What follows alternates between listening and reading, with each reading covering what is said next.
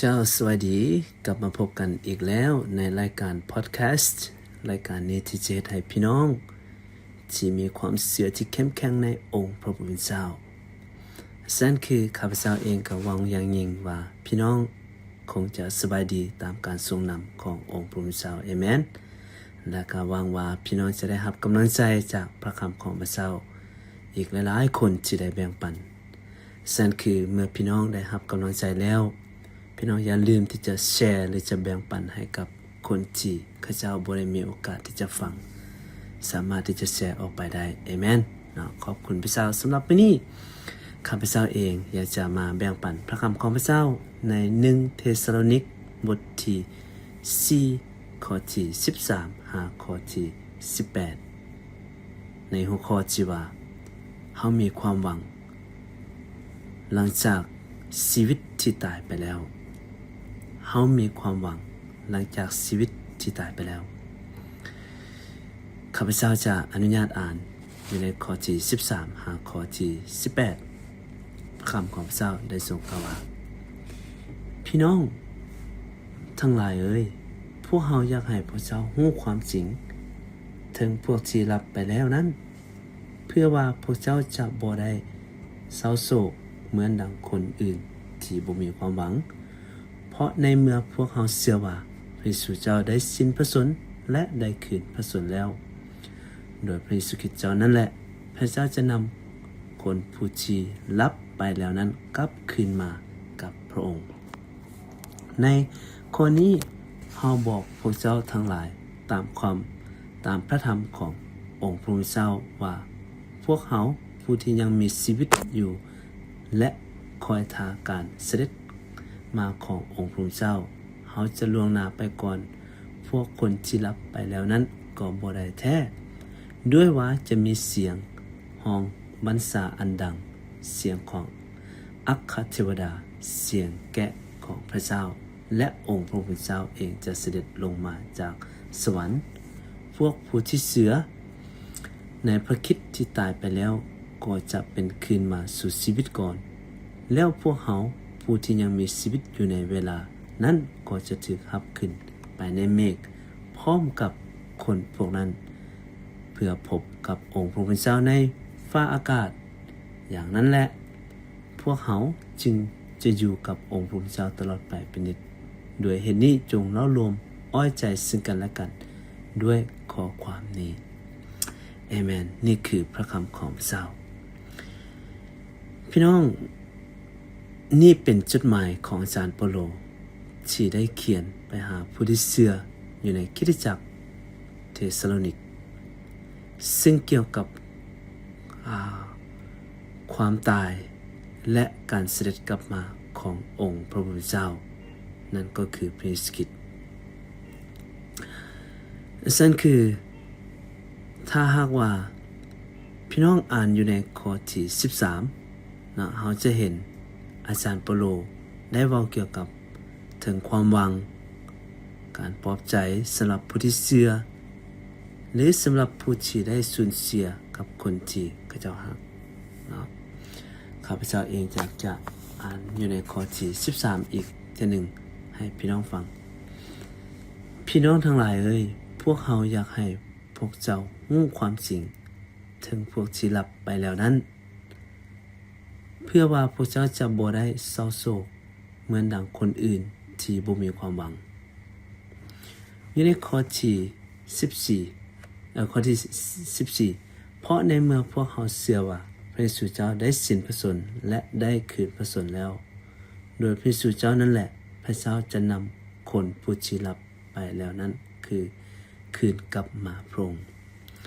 อยู่ในนี้เราจะเห็นว่าอาจารย์เปาโลได้เขียนไปว่าถึงการเสด็จกลับมาขององค์พระผู้เป็นเจ้าเพราะว่ามีพี่น้องผู้ที่เชื่อได้มีความหวังว่าพระเยซูคริสต์จะเสด็จกลับมาคือการเสด็จกลับมาของพระเยซูคริสต์มันจะเป็นแนวใดแล้วก็อาจจะมีบางคนที่เขาเจ้าบอกว่ามีคนที่เชื่อพระเจ้า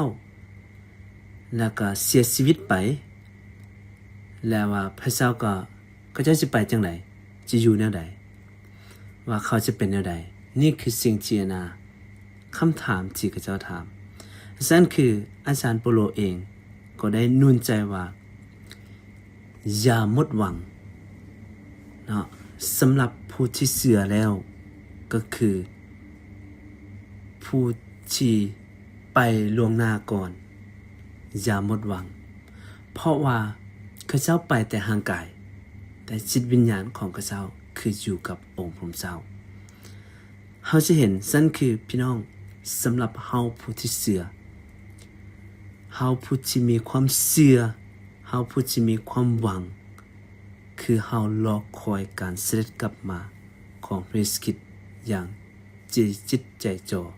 อย่างมีความหวังอาเมนนั่นคือมื้อนี้ให้เฮาดำเนินชีวิตอย่างใจจดใจจ่อในการกลับมาของพระเยซูคริสต์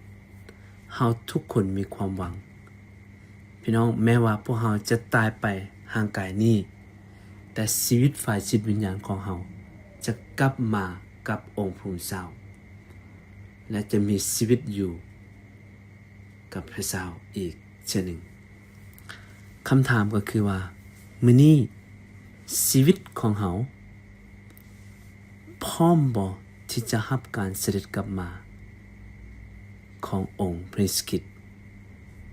มื้อนี้ชีวิตของเฮาคือชีวิตฝ่ายจิตวิญญาณของเฮา